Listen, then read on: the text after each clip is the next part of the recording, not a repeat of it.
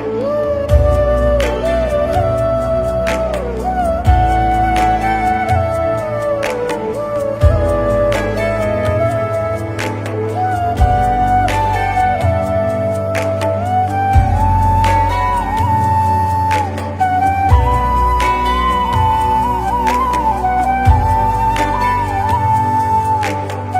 लग गुरु मिले न सांचा, तब लग गुरु करो 10 पांचा। क्या गुरु बदल सकते हैं? क्या गुरु बदलने से पाप लगता है? आध्यात्म के इस मैदान में आखिर सही गुरु कौन है? गीता जी में वर्णित तत्वदर्शी संत कौन है? इन सभी प्रश्नों के उत्तर जानने के लिए अवश्य सुनिए जगत गुरु तत्वदर्शी संत रामपाल जी महाराज के मंगल प्रवचन। पुणात्मा, ये आत्मा जब रोती है भगवान को तो परमात्मा अपने बच्चे के लिए तुरंत आता है, यदि उसके पुण्य पिछले ठीक हैं। उस पुण्य के आधार से तीनों लोकों में प्रवेश करके सबका धारण पोषण वही परमात्मा करता है। कबीर साहब ही करते हैं, अल्लाह अकबर ही करते हैं। अब क्या रचना रची परमात्मा ने। थोड़ी सी दूरी पर एक सुंदर बगीची, उसमें फलदार वृक्ष, बहुत सुंदर फल से लदपद वृक्ष, और एक तालाब छोटा सा बनाया, एक कुआं बनाया, और एक झोंपड़ी, एक हट बनाई अपनी शक्ति से, और 3 कुत्ते लेकर, 3 कुत्ते सुंदर वाले बढ़िया बढ़िया से बेलों से बांध रखे तीनों कुत्ते, और एक साधु रूप बनाकर परमात्मा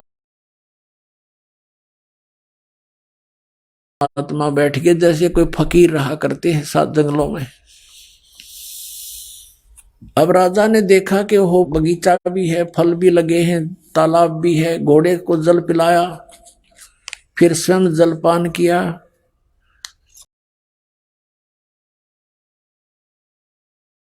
फिर फल आहार किया। जब इस व्यक्ति को सुख हो जाता है तो भगवान बोलता है पेट भर गया, प्यास बुझ गई। तो देखा सामने एक महात्मा बैठा है और 3 सुंदर कुत्ते ले रखे इसने। राजा ने उस फकीर के पास जाकर प्रणाम किया और कहा, महात्मा जी, इन कुत्तों का तू क्या करेगा? तीनों का एक रख ले, 2 मुझे दे दे। अब परमात्मा बोले, भाई ये कुत्ते ऐसे देने के नहीं, ये वीआईपी कुत्ते हैं भाई, ये वीआईपी डॉग हैं। बताऊं कैसे वीआईपी हैं? ये 1 नंबर का है ना, ये तो बुलक बुखारी शहर का जो राजा है ना, उसका पिताजी है, और ये उसका दादाजी, और ये उसका परदादाजी। ये उल्लू के पट्टे राज करा करते, मैंने समझाया करता रहा भक्ति कर लो। ये 2 दिन के राजपाट हैं, फिर कुत्ते गधे बनकर धक्के खाते फिरोगे। और अब देखो इनके सामने एक काजू किशमिश के हलवा बना के और इतनी दूरी पर रख रखा, वो खाने की चेष्टा कर रहे हैं, उन तक मुंह नहीं जाता, और परमात्मा उनके सोटे लगा रहे हैं, अब खुआऊंगा तुम्हें काजू किशमिश के हलवे, और वो चिल्ला रहे हैं। अब उसका कलेजा फिट गया, हिल गया उसका कलेजा, अब वो शतब्द हो गया। इब्राहिम सुल्तान अधम एकदम सुन्न हो गया माइंड उसका कि यो सचमुच साधु संत झूठ नहीं बोला करते। और कहने लगा, और सुन ले भाई घोड़े वाले, या खाली बेल रखी है ना, खाली बेल कुत्ते बांधने की, ये इसलिए खाली रखी है। अब वो बैठा है ना गद्दी पर, वो इब्राहिम, वो भी कुत्ता बनेगा, उसको इससे बांधूंगा, यही रोकूंगा उसको।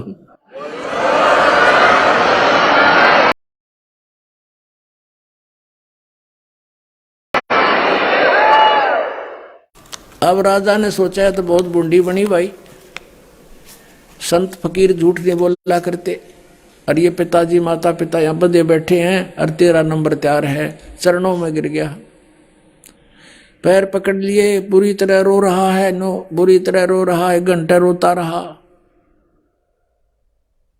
और आंखें जब खुली 1 घंटे के बाद उसने देखना चाहा तो क्या देखता है, वहां ना साधु है, ना कोई बाग बगीचा, कोई तालाब है, ना कोई झोंपड़ी, ना कुत्ता है, अकेला पड़ा जंगल में रो रहा है। और देखा ऊपर, क्या ये क्या मैं स्वप्न देख रहा हूं? स्वप्न कैसे देखे, क्योंकि वहां घोड़े के पैर अभी तक गिल्ले हैं, पेट भरा हुआ है, स्वप्न भी नहीं हो सकता।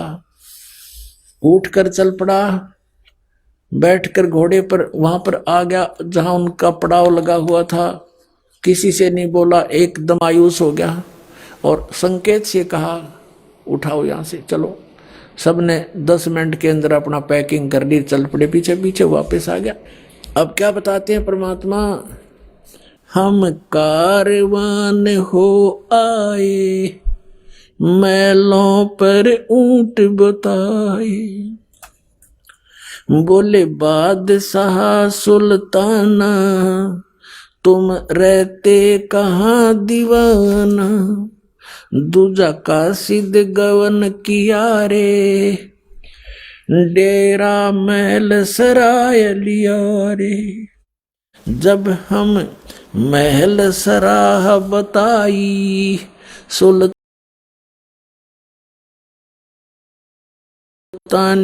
को चावर आई, अरे तेरे बाप दादा पड़ पीढ़ी, ये बसे सरा में गीदी, ऐसे ही तू चल जाई, यूं हम महल सराय बताई।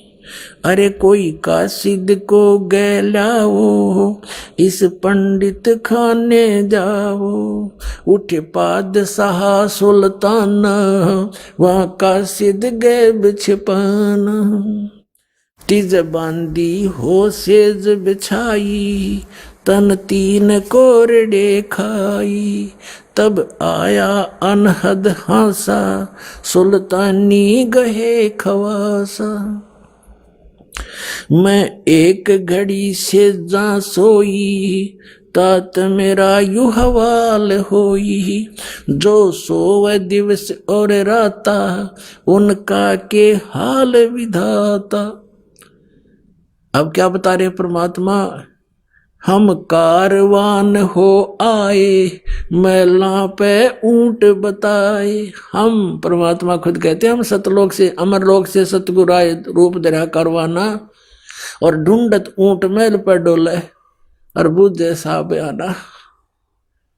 अब कहते हैं 100 चलसीधर मैं करूं पुण्यात्माओं। एक पुण्यात्मा के लिए जैसे वेद बताते हैं कि वो परमेश्वर अपने ऊपर रहता है, वहां से गति करके आता है, अच्छी आत्माओं को, दृढ़ भक्तों को उनको मिलता है, उनको उपदेश देता है, ज्ञान देता है। वो परमात्मा कबीर जी है, और किस प्रकार वो भटक रहे हैं अपनी आत्माओं के लिए।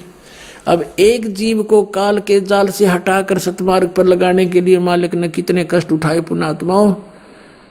कुछ आंख खोलो, उस परमात्मा को हम बहुत युगों से दुखी कर रहे हैं। अब समय आ गया यहां से निकलने का। अब क्या बताते हैं कि हम एक रबारी बनकर आए, कारवान माने जो ऊंटों के कारवां लेकर चलते हैं, लंबे लंबे कतारें, उस तरह का रूप हमने बनाया। खुद कहते हैं हमने ही ये सब उसको वहां से हटाने के लिए सब कोशिश की। फिर क्या बताते हैं कि तीजे बंदी हो सेज बिछाई, और तन 3 कोरडे खाई, तब आया अनहद हासा, सुल्तानी गहे खवासा।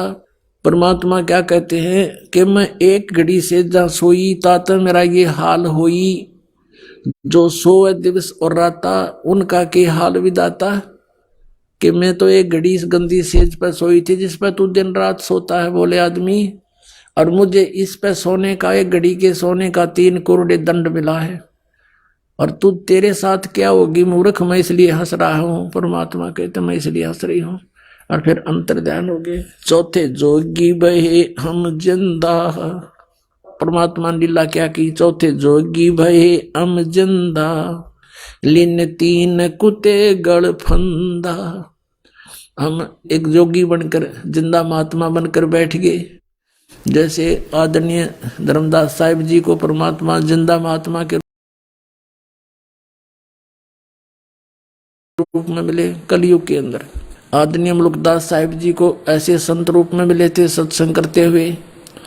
आदरणीय नानक साहिब जी को जिंदा महात्मा के रूप में मिले परमात्मा, बेई नदी पर सचखंड लेकर गए, फिर उनको वापस छोड़ा 3 दिन के बाद। आदरणीय दादू साहिब जी को भी ऐसे जिंदा महात्मा के रूप में गांव से बाहर एक बनी में मिले, उनको भी सचखंड दिखाया। 3 दिन बेहोश रहे थे दादू साहब जी, तीसरे दिन होश में आए थे। फिर उन्होंने कबीर साहब की महिमा कलम तोड़ गाई थी। आदरणीय गरीबदास साहब जी को भी जिंदा महात्मा के रूप में आए थे, सचखंड लेकर गए थे, फिर वापस छोड़ा था। आदरणीय गीसा दास साहब जी को भी यही लीला की थी, उनके साथ भी सचखंड लेकर गए थे, तीसरे दिन वापस छोड़ा था। अब क्या बताते हैं, चौथे जोगी भय हम जिंदा, लिन 3 कुत्ते गड़फंदा। 3 कुत्ते ले लिए और एक गलफंदा यानी गले में बांधन का रस्सा न्यारा रख ली चेन। दीने हम साकल डारी, सुल्तानी चले बागबाड़ी, बोले पात सहा सुल्ताना, कहां से आए जंद दीवाना। परमात्मा से पूछता है वो अब्राहिम सुल्तान राजा जंगल में कि हे जिंदा महात्मा, तू कहां से आया है, यहाँ कैसे बैठा है। ये 3 कुत्ते क्या कीजय, इनमें से 2 हमको दीजय। अब्राहिम सुल्तान कहता है, 3 कुत्त्या का तू क्या करेगा, 2 हमें दे दे। अरे तेरे, फिर यों लोह लंगर शीस लगाई, अरे तेरे बाप दादा हैं भाई, इन बड़ी बद फैल कमाई। ये तेरे बाप दादा हैं भाई, इन बड़ी बद फैल कमाई, यों लो लंगर शीस लगाई, तब कुत्तों धूम मचाई। अब कुत्ता ने कुटन लागे भगवान, सांकड़ गेला चैन मारे उनका बेल। अरे ये तेरे बाप दादा पड़ पीढ़ी, ये भी बसे उसी सराम गीदी, ये भी उसी सराम रहा करते जिसमें तू रह रहा है। अब तू तख्त बैठ कर भूली, तेरा मन चढ़ने को सूली। अब तू तख्त पर बैठ कर राजा बनकर भूल गया भगवान को, तेरी यह दुर्गति होगी। जोगी जिंदा गैब भयारे, हम ना कछु भेद लहारे, बोले पादशाह सुल्ताना, जहाँ खड़े अमीर दीवाना।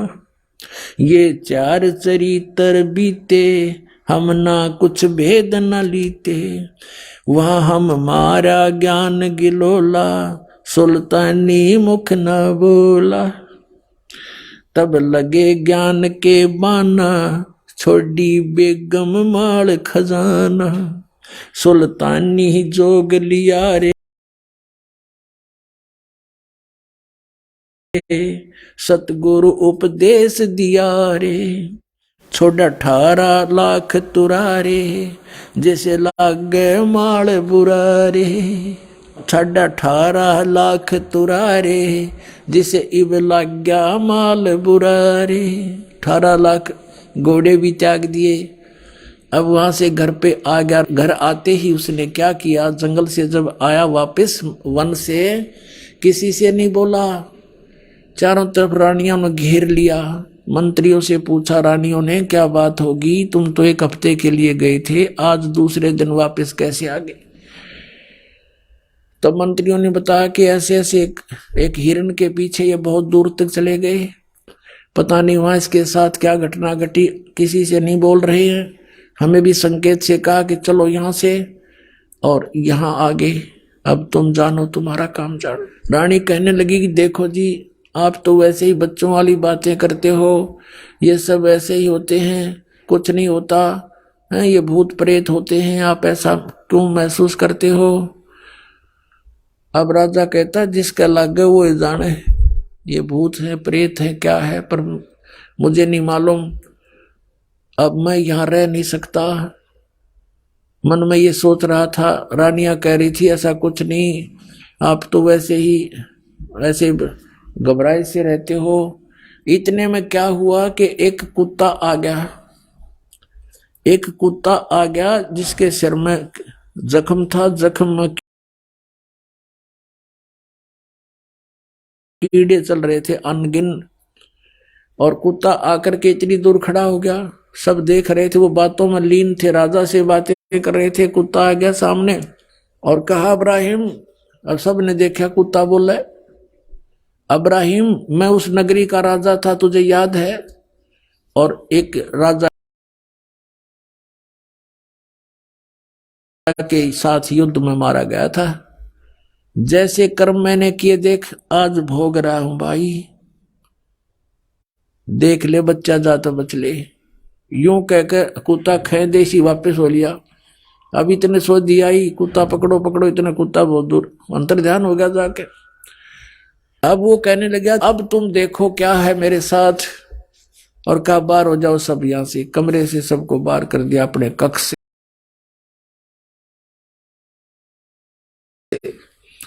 सारी रात करवट लेकर काटी, अब सीधा निकलूंगा तो ये जान नहीं दे मुझे।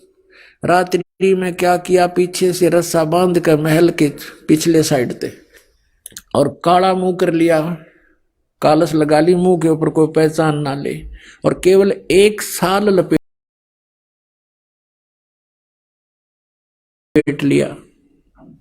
जैसे राजा ये साधु संत देखे, एक चद्दर ने बांध लिया कने ऐसे बस, और गलती से जूती पहने रह गया वो नो की नो, जो बहुत कीमती थी, और रातों रात निकाल दी, कम से कम 20 किलोमीटर स्पीड थे। अब सुबह हुआ, भूख लगी, वहां एक मालन बेर बेचे थी, बाग के बाहर बैठकर रास्ते में। भूख लगी राजा को, उसने कहा मालन बेर दे दे, इसका रेट बता क्या लेगी। मालन कहने लगी 1 आने के शेर 1 किलो बेर देती हूं, आना निकाल भगत। अब राजा ने कहा मेरे पास पैसे नहीं है, ये जूती है 1.25 लाख की, एक की कीमत है, और मुझे भूख बहुत लगी है, तो मुझे बेर दे दे, 1 किलो दे दे। 1 किलो जोड़ी में जब दलाल लगा और कहा ये जूते ले ले, तो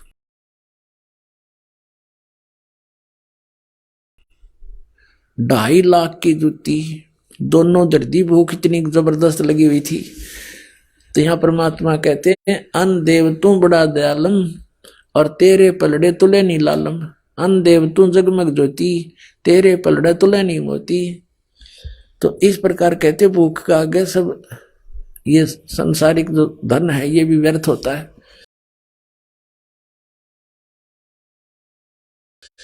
अब वो 2.5 लाख के जूते धर दिए नो की नो, और कहा 1 शेर बेर डाल दे। अब मालन जब बेर तोला थी और तोलते ही डालने लगी, तो 1 बेर जमीन पर गिर गया और शेष उसकी जोड़ी में डाल दिए। अब मालन तो कहती है ये बेर मेरा, इब्राहिम कहता ना मेरा, दोनों उस बेर पर लड़न लाग रहे। परमात्मा ने एक मारा उसके मुंह पर थप्पड़। इब्राहिम कहे अरे भले आदमी, 2.5 लाख की जूती, 1 पैसे का बेर, पता के छोड़ तने धन क्या छोड़ का है, तो आड़े फिर हुआ है, बीमारी पाल रही। 2.5 लाख की जूती गिर दी, 1 पैसे के बेर पर फिर वही मेरी मेरी कर रहा है, तो क्या छोड़ के जा अपने घर में वापस। यूं कह के अंतर्धान हो गए, भगवान वहां दिखाई नहीं दिए। अब कहने का भाव ये है कि परमात्मा हमारे को चोट मार मार कर इस माया के जाल से छुटवाते हैं। माया का लेप हमारे बहुत हो गया, इसके ऐसे चोट मार मार कर इसे नफरत कराते हैं, और हम मांगते माया भगवान थे, और ये माया तो आपको इतनी दे देगा आपके समझ में भी ना हो, पर यह माया आपका काम किया होगी, आपकी दुश्मन बन जाएगी ये लास्ट में। तो इसलिए पुण्यात्माओं, आप परमात्मा के मर्यादा और नियम को पहचान कर इस मार्ग पर चलिएगा। आपका ये जीवन भी इतना बढ़िया रहेगा, औरों से असंख्य गुना बढ़िया रहेगा, लेकिन निराधन ना मांगियो भगवान थे। केवल माया मत मांगना, यो दे तो यह भी देगा, पर भगवान का जो काम था वो तो अधूरा रह गया। आपको पार करना, आपको सचखंड ले जाना, वो तो फिर अधूरा रह जाता। अगर इस माया के चक्कर में भगवान आपको डालेंगे, लेकिन ये कभी नहीं डालते। लेकिन आपका काम भी कोई पेंडिंग नहीं रहने देंगे जो आवश्यक होगा, ये सच करना। ये चार चरित्र बीते, हम ना कुछ भेद न लीते, वह हम मारा सुल्तानी जोग लिया रे, सतगुरु उपदेश दिया रे,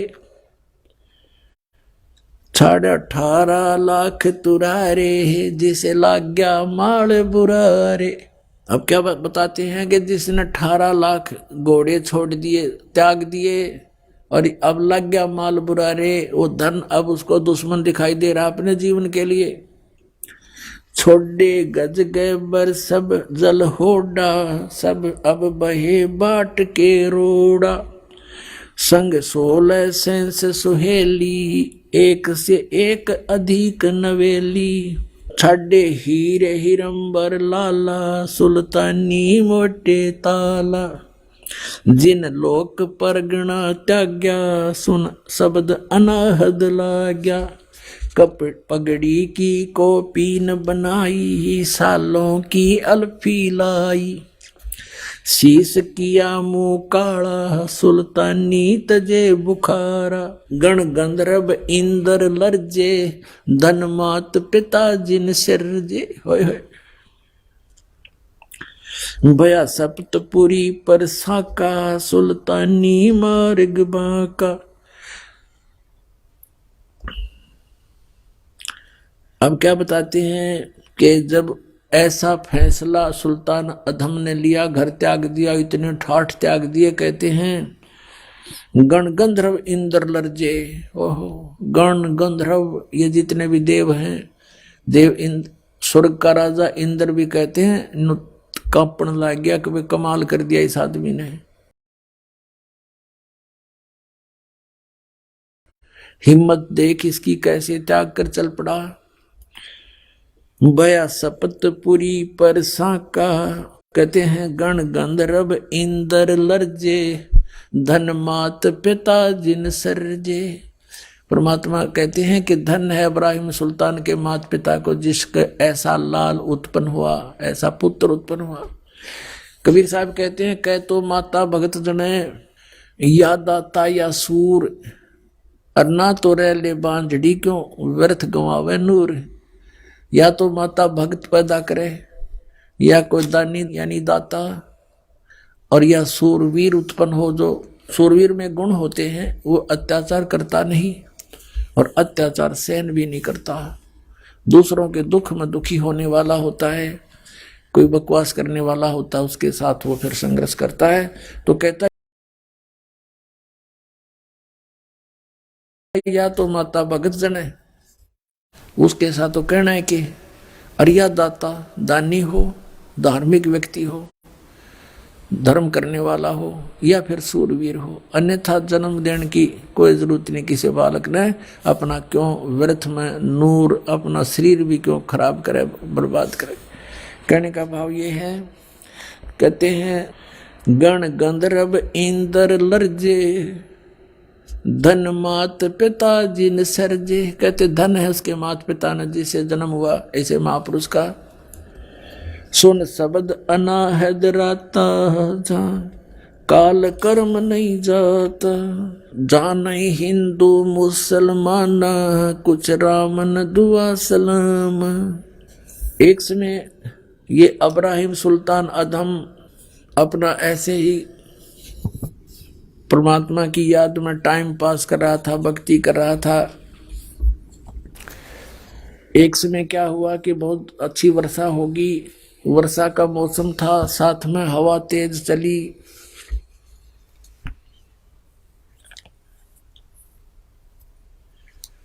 तो उसको कुछ ठंड लगी, तो उसने सोचा एक झोंपड़ी थी किसी की, उस झोंपड़ी के पीछे हवा की दूसरी साइड में, बैक साइड में बैठ गया और हवा की आड़ में कि रात यहां काट लूं, सुबह चल पड़ूंगा। रात्रि के समय उस झोंपड़ी वाले एक पत्नी थी उसकी, एक स्वयं था और एक गाय रखी थी उसने बस। और दोनों आपस में क्या बातें कर रहे हैं कि भगवान ने ऐसी बढ़िया बारिश कर दी, बढ़िया घास हो जाएगा और अच्छा अपना गाय का दूध पीवाएंगे, ठाठ से रहेंगे। तो वो कहता है कि हमारे ऐसे ठाठ हो गए जैसे बलख बुखारा के बादशाह के भी गोना।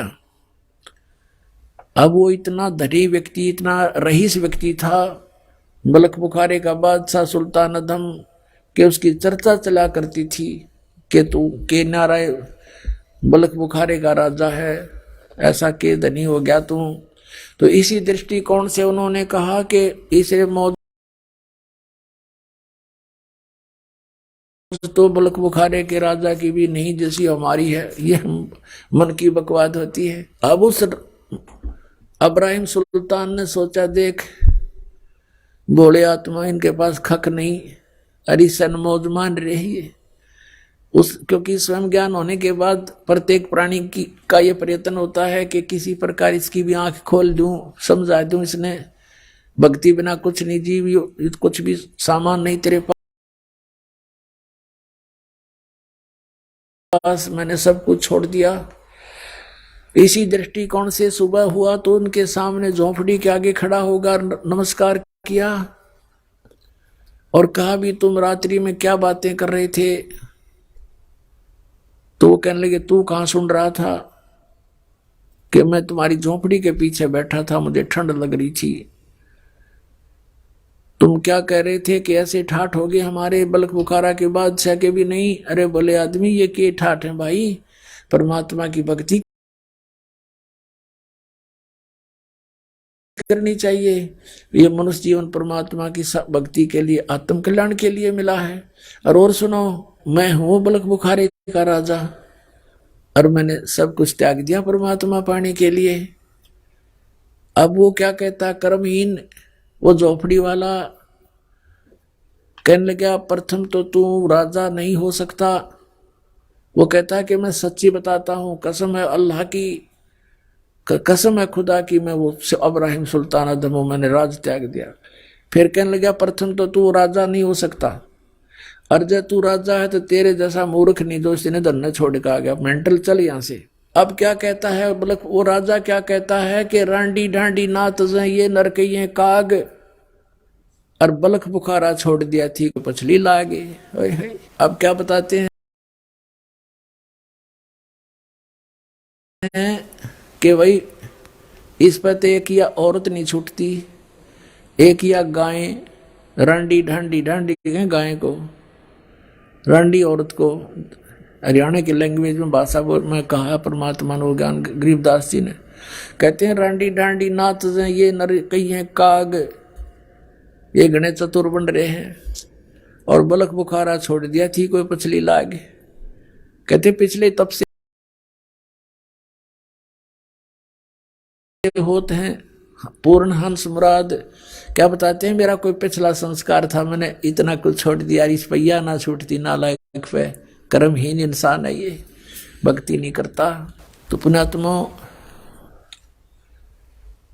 लागी का मार्ग और है, लग चोट काल जा करके, लागी का मार्ग और लग चोट काल जा करके, लग करके लागी का मार्ग और है, लग चोट काल जा करके, बन बीच बरतरी भूप ने एक मारा ताण निशाना, बन बीच बरतरी भूप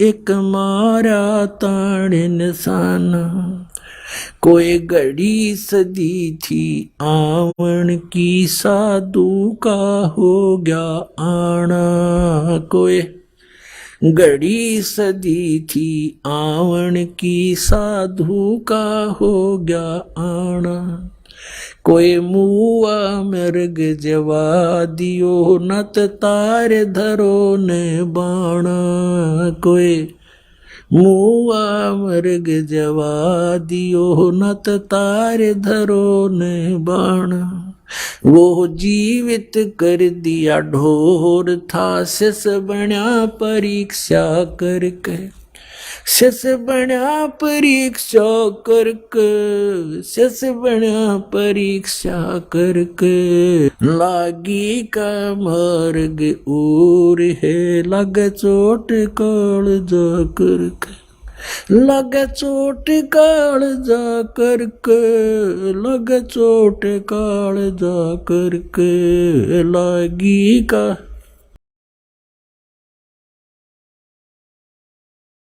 गोपी चंद योगी हो गए जिन ले लिया बगमा बाणा गोपी चंद योगी हो गए जिन ले लिया बगमा बाणा गुरु महल जनान बेजते डोडी में अलख जगाना गुरु महल जनान बेजते डोडी पे अलख जगाना व्यंजन 3600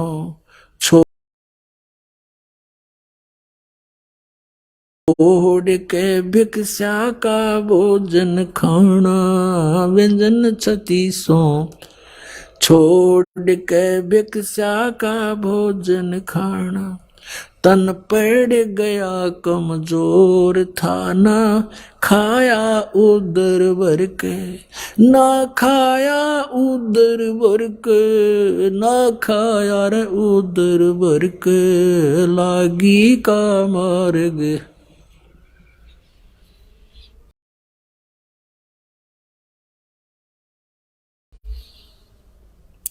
लग चोट काल जा करके लग चोट काल लागी का मार्ग और है लग चोट काल जा करके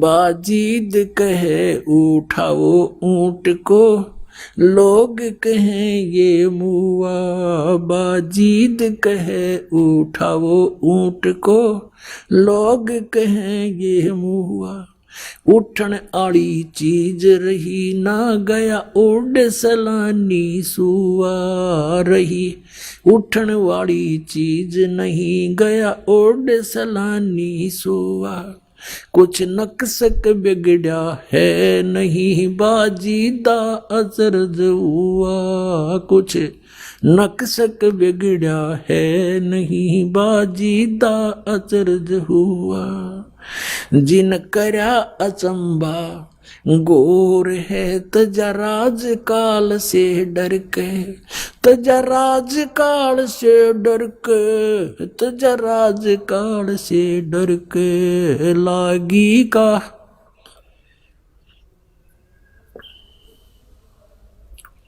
लग चोट काल जा करके लग चोट काल जा और है लग चोट सुल्तानी मगन बैराग में जिन तज दिया बलख बुखारा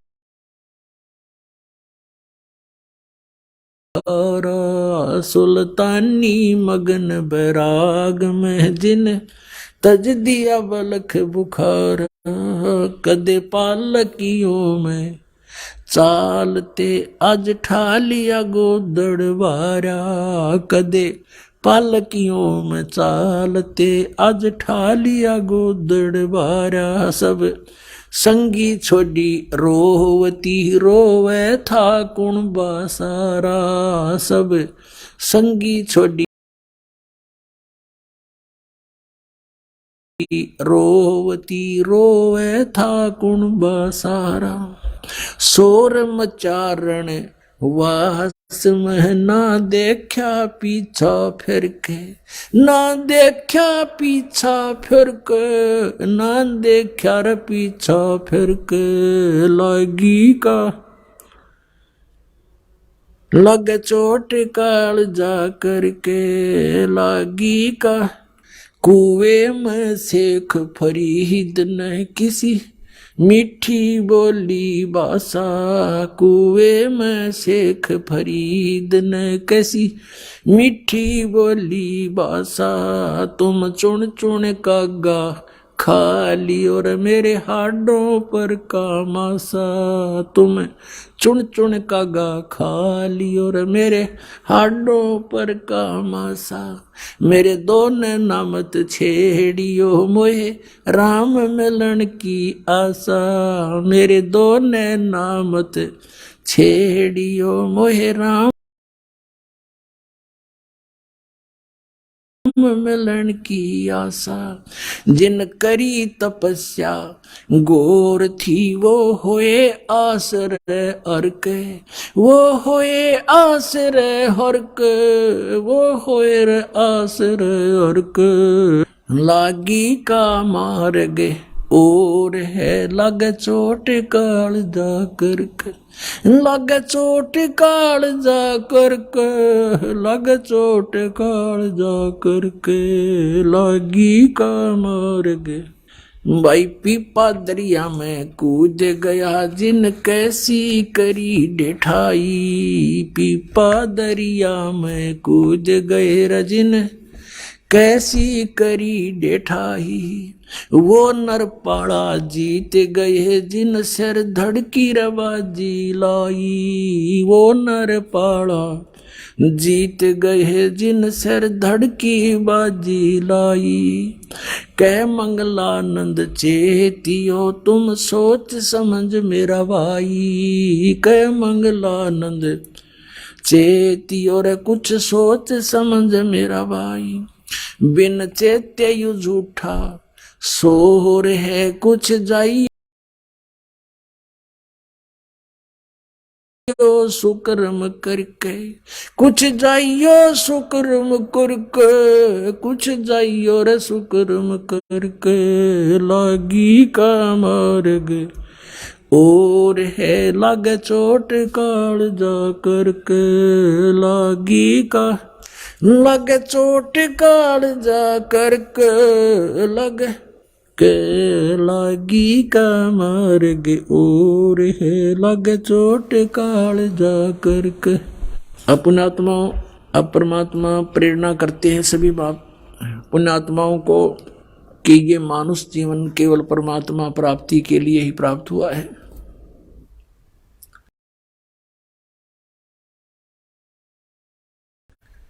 और इसको अंतिम श्वास तक परमात्मा की भक्ति में लगाकर ही सफल किया जा सकता है। किसी भी सदग्रंथ को, किसी भी परमात्मा प्राप्त महापुरुषों की वाणी को आप पढ़ोगे, देखोगे, सुनोगे, उससे आपको यही पता चलेगा कि इस भक्ति को, इस साधना को आपने अंतिम श्वास तक करना है।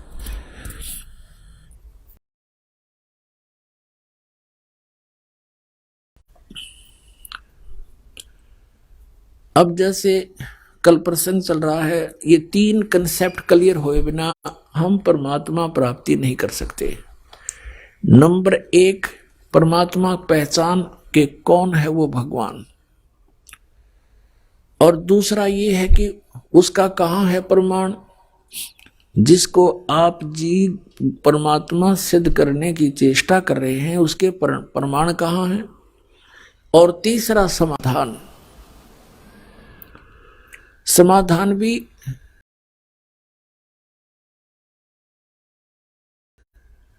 पूरा हो, फिर उसको प्रदान करने वाला अधिकारी संत हो। जैसे एक आप व्यवहारिक, सांसारिक व्यवहारिक क्रियाओं में देख लीजिए, जैसे कोई दूसरे देश में जाना चाहता है तो पासपोर्ट बनवाते हैं। यदि वो पासपोर्ट बनाने वाला डुप्लीकेट हो तो आपका काम तो सारा ही खराब हो गया, आपकी भी सजा, बनाने वाला तो जाना ही सजा उसको तो होनी है। तो इसी प्रकार ये अधिकारी के बिना ये मंत्र दिए हुए काम नहीं करे। नहीं तो वो महापुरुष भी पहले बता सकते थे इन मंत्रों को, उनको मालूम था कि इन काल के दूतों को ये नाम हाथ लग जाएंगे, सतनाम सतनाम सतनाम करके उसके कोड वर्ड से महापुरुषों ने डंडोरा पीट दिया। इन नकली संतों ने सतनाम सतनाम गोट लिया। अब सतनाम तो वो ही है जैसे, ये तो संकेत संकेत है, सांकेतिक सच्चे नाम की तरफ, क्यों सच्चा नाम हो। अरे नकली संतों ने, पंथों ने, राधा स्वामी, धन धन सतगुरु, सच्चा सौदा सिरसा वालों ने ही न सतनाम कहे ना पता नहीं के वो सतनाम। सतलोक को भी सतनाम कहते हैं, सार शब्द भी सतनाम, सतपुरुष भी सतनाम, और सत शब्द भी सतनाम, ये असली राम भी सतनाम और सतलोक भी सतनाम। और ये एक नाम जप है वो भी सतनाम, 5 नामों में ओंकार, जो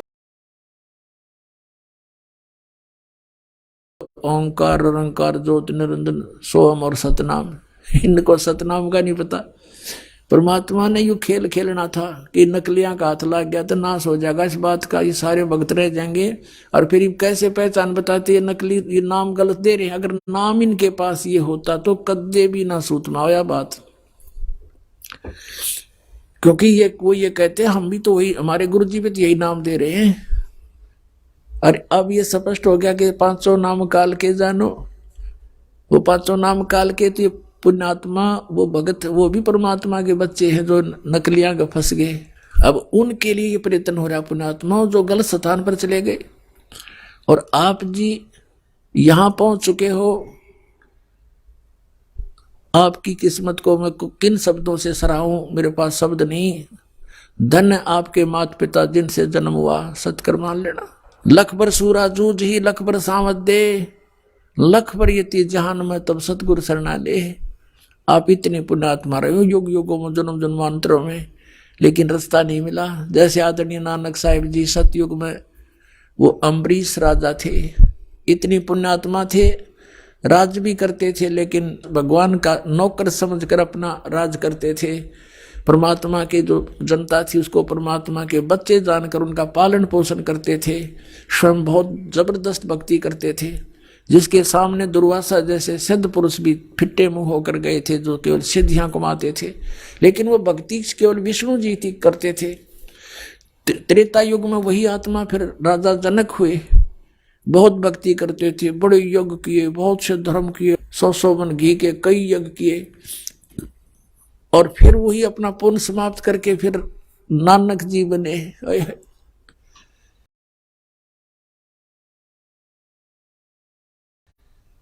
और पहले तो उन राजा बने थे तो उनके नौकर रहते थे, अब स्वयं नौकर लगे एक नवाब के यहाँ पर एक पेट के लिए, और उन अच्छी आत्मा को फिर परमात्मा मिलते हैं। कहते हैं लख बर सूरा जूझ ही लख बर सावत दे, लख बर यति जहान में तो सतगुरु शरणा ले। ऐसी पुण्यात्माओं को ढूंढते फिरते हैं भगवान, तो उनमें से आप भी आज एक हो जो यो नाम आपको मिल गया, सतनाम, सतकर मानना। अब इन महापुरुषों का इतिहास तो भगवान ने बता रखा है कि ये राजा थे, फिर एक नौकर के रूप में रह रहे थे, वही उसी तरह आज आप हैं। आप पहले बहुत अच्छी पुण्यात्मा रहे हैं, राजा भी रहे हो, इंद्र की पदवी भी प्राप्त की, आप बहुत देवता भी बने, राज फिर घसियारे, क्यों पुण्य खत्म हो गए, ये लूट कर फिर वापस भेज देता है। तो अब हमने अपनी इस भक्ति को सुरक्षित रखना है, यहाँ वेस्ट व्यर्थ नहीं करना, ना किसी को आशीर्वाद देना, ना सिरपा धरना, नहीं तो आपकी भक्ति समाप्त होने लग जाएगी, पंचर हो जाएगा आपकी राम नाम की गाड़ी में। ये पंचर नहीं करना, हमने यहाँ से बचाकर अपना सतलोक चलना है। अपने भाइयों को, बहनों को, रिश्तेदारों को, माता को, पिता को, सबको राम नाम पर लगा दो, अपना अपना पंप दो, अपने अपने टायरों में खुद हवा भरेंगे। एक टायर से दूसरे के टायर में हवा कितनी भर के दोनों खराब कंडम हो जाएंगे। तो इस प्रकार हमने इन साधनाओं को अपना बचा के रखना है और सफल करना। अब जैसे सबसे पहले आपको 5 नाम दिए जाते हैं, ये 5 नाम जो हैं और जो 2 नाम इनके साथ फर्स्ट और लास्ट है, ये भी अब ये कंप्लीट कोर्स है, ये अब शुरू हुआ है। पहले केवल 5 नाम दिए जाते थे, परमात्मा स्वयं आए थे, वो भी 5 नाम देते थे। केवल कुछ पुण्यात्माओं को छोड़कर उन्होंने किसी को सतनाम और सार नाम नहीं दिया। जो दृढ़ भगत थे कि उसको छुपा रखेंगे, जिक्र नहीं करेंगे, तो उन्हीं को दिया मालिक ने, ना सतनाम नहीं दिया, केवल 5 नाम देते थे। वो 5 नाम कौन से थे? ये निरंकार ओंकार, ये नहीं है सतनाम वगैरह। वो आपको प्राप्त है जिनको प्रथम मंत्र मिल गया। तो इसमें पहला और लास्ट वाला मंत्र जो है ये परम पिता का है। ये इसलिए दिया जाता है कि मान लीजिए इस मंत्र के लेने के बाद भी किसी की मृत्यु हो जाती है तो इस 7 मंत्रों के जाप करने वाले को तुरंत मानव शरीर प्राप्त हो जाएगा। वैसे तो इस नाम के लेने के बाद मृत्यु होती नहीं, लेकिन नियम टूट जाता है।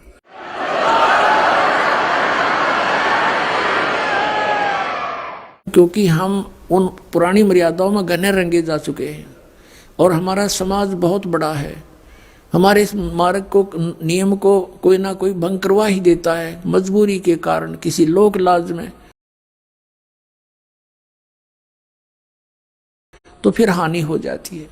यदि प्रारंभ में ही दृढ़ हो जाए, जैसे नानक साहिब जी की तरह, और ये जितने महापुरुष हुए उन्होंने कहा कि लोक लाज मर्यादा जगत की तरण जो तोड़ बगावे, जब कोई राम भगत गत पावे।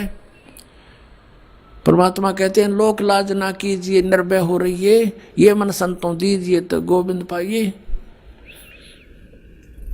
तो इस प्रकार यदि हम दृढ़ होकर प्रारंभ में आ जाएंगे तो ये 2 मंत्रों का साथ जाप करने से काल अटैक नहीं होता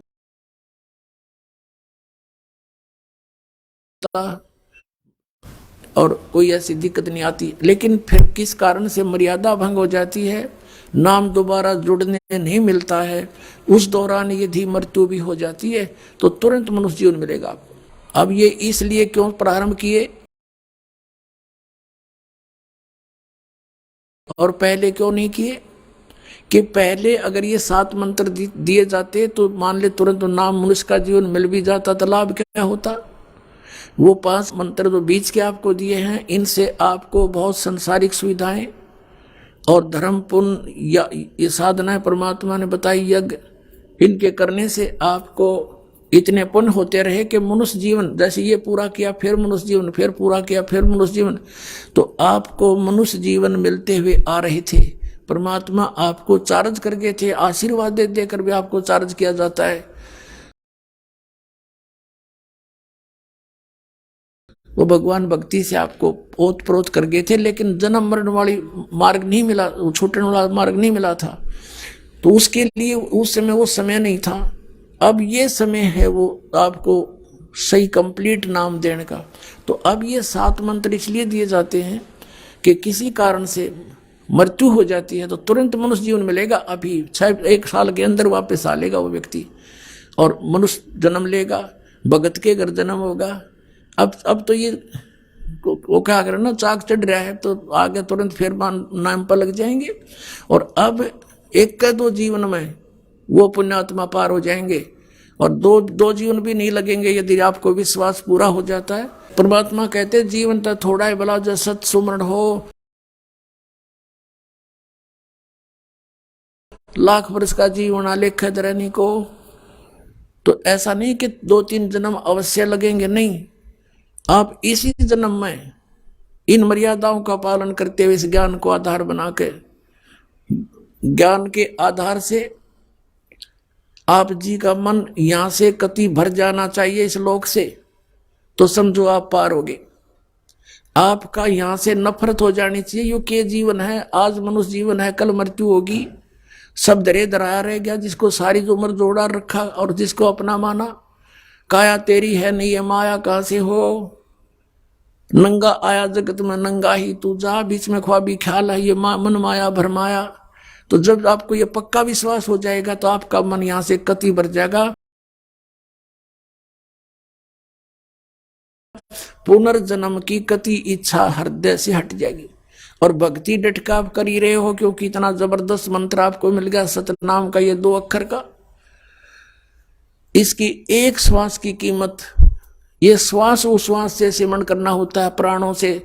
जैसे नानक साहिब जी ने अपनी प्राण संगली बनाई, उसको उसका नाम इसीलिए प्राण संगली रखा है कि वो श्वास के सिमरण का भेद था उसमें। और इसको ये लिखा है कि ये मेरी देह है, ये मेरे शरीर है मेरा, इसको खराब ना करना, आम आदमी को मत देना, आदर से रखना। उनका भाव ये था कि समय आने तक इन सदग्रंथों को जीवित रखना है। और फिर संत आएगा, परमात्मा का दास यू भेज दिया, इनको सबको समझा के आपको कोड वर्डों को और रहस्यों को समझा कर आपको रास्ता देगा, वो धन बताएगा भगवान का, तो आपका मोक्ष हो जाएगा। जैसे ये सदग्रंथ हमारे आदरणीय हैं, इनमें खजाना भरा पड़ा है और महात्मा इसमें लिख कर चले गए कि आम आदमी के चोर चेके हाथ ना लग जा, कहीं धन काट ले, चुरा ले जाता, तो इसको भेदी ही बता सकता है। जैसे श्रीमद् भगवत गीता, पवित्र वेद, पवित्र कुरान शरीफ, पवित्र बाइबल, पवित्र गुरु ग्रंथ साहिब, ये सदग्रंथ हैं, इनमें महापुरुषों ने कोड वर्डों में खजाने भर रखे और ये आम व्यक्ति या इसको उनका अनुयायी नहीं समझ सकता। जैसे एक सेठ मर गया, उसकी मृत्यु होगी और उसने अपनी बही में, डायरी में लिख रखा था, जहां उसने धन दाब रखा था, उसमें लिख रखा था कि चांदनी 14 रात्रि के 12 बजे मंदिर के गुम्बद में इतने किलो चांदी, इतने तोड़े सोना, इतने रुपये दबा रखे हैं। उसमें क्या था कि उस सेठ के आंगन में, प्रांगण में एक मंदिर था, अपना ही बनाया हुआ था उसका, वहां इस करके उस मंदिर का भी जिक्र किया उसने। उसकी मृत्यु के बाद उनके पुत्रों ने पिता के लिखे हुए लेख पैड को, डायरी को पढ़ा, उन्होंने उसके आधार से जैसा उन्होंने सोचा समझा, उसको गुम्बद फोड़ दिया मंदिर का। वो गुम्बद फोड़ देने से उसमें कुछ नहीं मिला। उन्होंने सोचा पिताजी ने तो बहुत गलत लिख दिया, कहाँ लिख गए, संकेत गलत दे दिया, हाय धन मिला नहीं, लुट गए, पिट गए, बुरा हाल हो गया। अब उनके पिता का एक मित्र धनी सेठ वहां पर आया शोक व्यक्त करने के लिए। कुछ उसके बाद फिर उन्होंने कहा कि हमारे पिताजी ने तो गलत लिख दिया, धन हमें मिला नहीं जहां उन्होंने लिखा था, और बहुत धन लिखा हुआ है, हम तो लुट गए, पिट गए, हाहाकार मच गया। तो उस सेठ ने कहा कि मुझे वो डायरी दिखाओ। वो डायरी उसको दिखाई गई। अब वो समझ गया कोड, क्योंकि उसके जानकार ही वेदी ही समझेगा। कहते हैं कि वस्तु कहाँ खोजे, कहाँ किस विध लागे हाथ, एक पलक में पाइयो भेदी ले लो साथ। उनके उस पिता के मित्र ने कहा बेटा इस मंदिर के गुम्बद को यथावत बनवा दो, फिर तुम्हें वो खजाना मिलेगा। उन्होंने यथावत बना दिया, वो गुम्बद न्यों का न्यों बनवा दिया। फिर कहा कि जब मैं आऊंगा फिर वो धन उस दिन मिलेगा। अगली 14 चांदनी 14 को, यानी शुक्ल पक्ष की 14 के दिन वहां पहुंच गया सामने, और रात्रि के 12 बजे जहां उस मंदिर के गुम्बद की छाया उनके आंगन में थी चांद की रोशनी में, वहां निशान लगाया। सेठ ने कहा बेटा यहाँ खोदो। वहां खोदा तो ज्यों का त्यों पा गया। तो पुण्यात्माओं, ये सदग्रंथ गुरु ग्रंथ साहिब, गीता जी और ये वेद और पुराण कुरान, ये आप अनुयायियों के समझ में नहीं आ सकता। आप तो बालक हो। इस दास को भेज दिया धन को बताने और खोद कर निकलने के लिए। आओ नाम लो, सतनाम लो, बेड़ा पार करवाओ। बोलो सतगुरुदेव।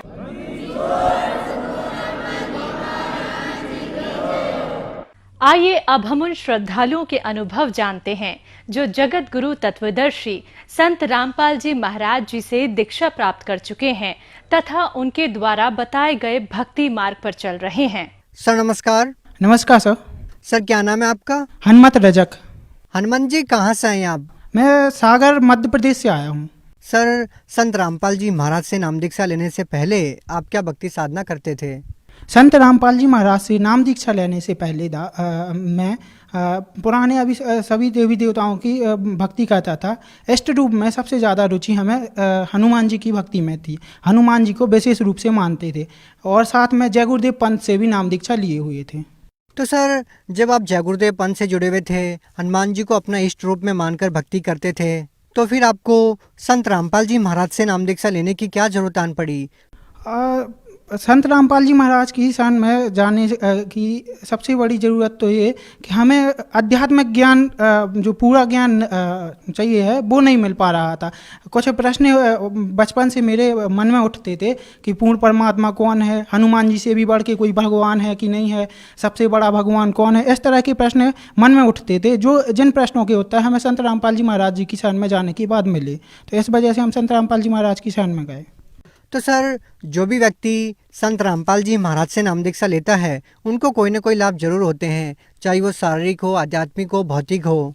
तो सर, आपको क्या लाभ मिला संत रामपाल जी महाराज से नाम दीक्षा लेने के बाद? जैसा कि मैंने बताया कि संत रामपाल जी महाराज की शरण में जाने से पहले मेरे मन में बहुत से प्रश्न उठते थे। तो सबसे पहला तो आध्यात्मिक लाभ मुझे यही हुआ कि मेरे सभी प्रश्नों के उत्तर मिले कि सबसे बड़ा भगवान कौन है, इस सृष्टि की रचना कैसे हुई, इस तरह के सभी प्रश्नों के उत्तर मिले संत रामपाल जी महाराज की शरण में जाने से। दूसरा, ये तो आध्यात्मिक लाभ हो गया। दूसरा और शारीरिक लाभ जो बहुत ही इम्पोर्टेंट है वो यह हुआ कि मुझे अप्रैल 2018 में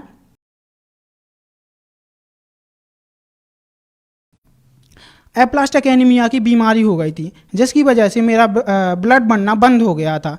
पहले मुझे संत रामपाल जी महाराज की शरण में आने से पहले मुझे हर 4 दिन में ब्लड ट्रांसफ्यूजन करवाना पड़ता था, और मतलब ब्लड चढ़वाना पड़ता था। हर 4 दिन में ब्लड कम हो जाता था। लेकिन अब परमात्मा की इतनी दया है, संत रामपाल जी महाराज की इतनी दया है कि अब 4 दिन की बजाय 1 साल में ब्लड ट्रांसफ्यूजन करवाना पड़ता है। मेरा कितना भी ब्लड क्यों भी ना कम हो जाए, मेरा ब्लड काउंट 2 ग्राम तक हो जाता है, 2 यूनिट तक हो जाता है, कभी कभी 3 यूनिट हो जाता है, 4 यूनिट तक हो जाता है। लेकिन मुझे संत रामपाल जी महाराज की कृपा से कोई भी घरेलू काम करने में कोई भी परेशानी, दिक्कत नहीं आती है, और सभी काम सुचारू रूप से चलते रहते हैं परमात्मा की दया से। सर, और क्या लाभ मिले? संत रामपाल जी महाराज की दया से दूसरा लाभ यह है कि मेरे जो प्रेत बाधा थी घर में, वो प्रेत बाधाओं से मुक्ति मिली। मेरी माता जी को प्रेत परेशान करते थे, तो उनसे भी मुक्ति मिली, और मुझे भी बहुत ज़्यादा प्रेत बाधाएं थी जिनसे मुझे मुक्ति मिली परमात्मा की दया से। और संत रामपाल जी महाराज की दया से आर्थिक लाभ यह हुआ है कि मेरे जो खेती है, खेती में संत रामपाल जी महाराज के आदेश अनुसार कुआं खुदवाया था आज ही लगा के। तो उसमें जो आसपास के जो और किसान हैं उनके जो वाटर लेवल है उस हिसाब में हमारे यहाँ कुएं में पानी बहुत ज़्यादा निकला। बाकी आसपास के किसानों के कुएं में पानी नहीं था, और मेरे कुएं में संत रामपाल जी महाराज की कृपा से मात्र 9 हाथ पर पानी निकला, जो कि 20-20, 30-30 हाथ के गहरे कुओं में पानी नहीं निकलता था। और क्या लाभ मिले आपको? परमात्मा की दया से दास को एजुकेशन में सबसे बड़ा लाभ यह हुआ है कि दास BBA अभी MBA कर रहा है। तो टोटल मैं पहले हिंदी मीडियम बैकग्राउंड से था, तो इंग्लिश मीडियम BBA करना बहुत ज़्यादा कठिन होता है हिंदी मीडियम बच्चे को। तो परमात्मा की दया से इतनी सारी बीमारियों के बावजूद भी मेरा BBA कंप्लीट हो गया है, अच्छी तरह से एजुकेशन चल रही है। और रिसेंटली अभी एक लाभ हुआ है कि मेरे बाइक से सागर आ रहा था, अपने डिस्ट्रिक्ट आ रहा था किसी काम से, तो भैंस से टकरा के, चलती गाड़ी से भैंस टकरा गई थी, जिस वजह से परमात्मा की दया ये हुई कि मेरा कुछ भी नहीं हुआ, बस हाथ में थोड़ी सी खरोंच आई थी, और परमात्मा ने उस एक्सीडेंट से जो जान जानी थी, बड़ी हानि होनी थी, वो छोटे में टाल दी। परमात्मा बताते भी हैं, संत रामपाल जी महाराज बताते हैं कि सद्गुरु शरण में आने से आई टल बढ़ाए, जो मस्तक में सूली हो वो कांटे में टल जाए। तो परमात्मा ने जो बड़ी हानि होनी थी एक्सीडेंट से, वो छोटी सी मात्र खरोंच में टाल दी। सर, जैसा कि आपने बताया कि पहले आप जय गुरुदेव पंथ से जुड़े हुए थे, जय गुरुदेव पंथ से आपने गुरु दीक्षा ले रखी थी, और अब आपने संत रामपाल जी महाराज को गुरु बनाया है।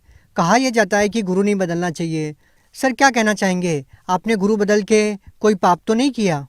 सर ऐसा है कि गुरु बदल के जो अब सांसारिक अवधारणा है कि गुरु बदलना पाप है। जैसे मान लीजिए मुझे बीमारी थी और मैं एक डॉक्टर से ठीक नहीं हो रहा था, जैसे मेरे पास ये सारी रिपोर्ट्स हैं, मैं एक डॉक्टर से ठीक नहीं हो रहा था, सागर अपने डिस्ट्रिक्ट लेवल पर दिखाया, दूसरे जगह गए, तो इसी तरह एक जगह से जहाँ ठीक नहीं हो, लाभ नहीं मिलता तो दूसरे डॉक्टर को बदलना पड़ता है किसी रोग में। ऐसे ही गुरु बदलना पाप नहीं है। अगर हमें एक गुरु से पूर्ण लाभ नहीं मिल रहा, आध्यात्मिक लाभ नहीं मिल रहा है, पूर्ण गुरु नहीं है वो, तो अपन दूसरे गुरु भी बदल सकते हैं, इसमें कोई पाप नहीं है।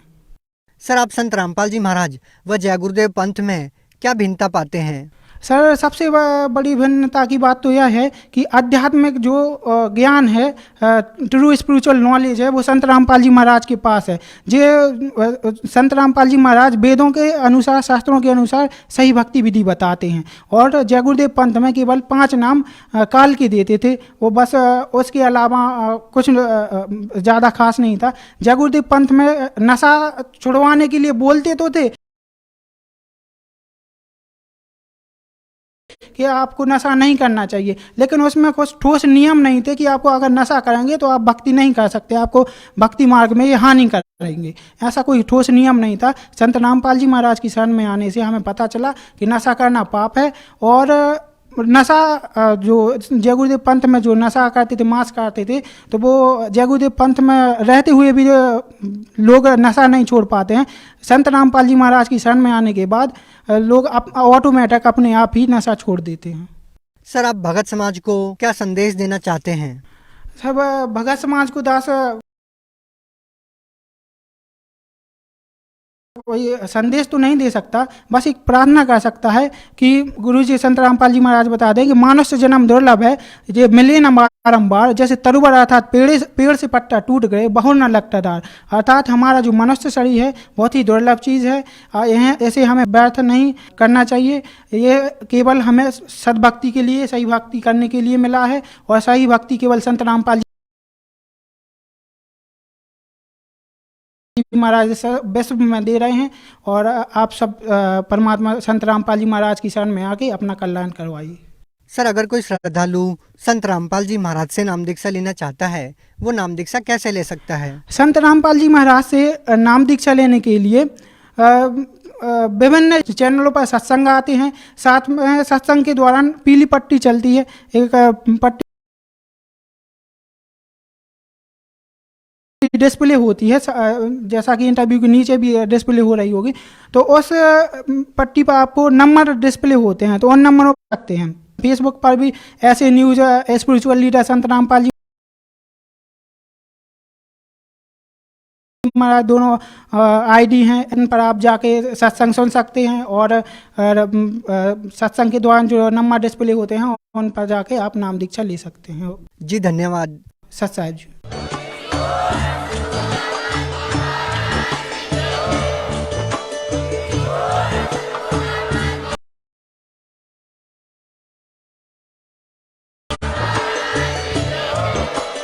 आप सुन रहे थे जगत गुरु तत्वदर्शी संत रामपाल जी महाराज जी के मंगल प्रवचन।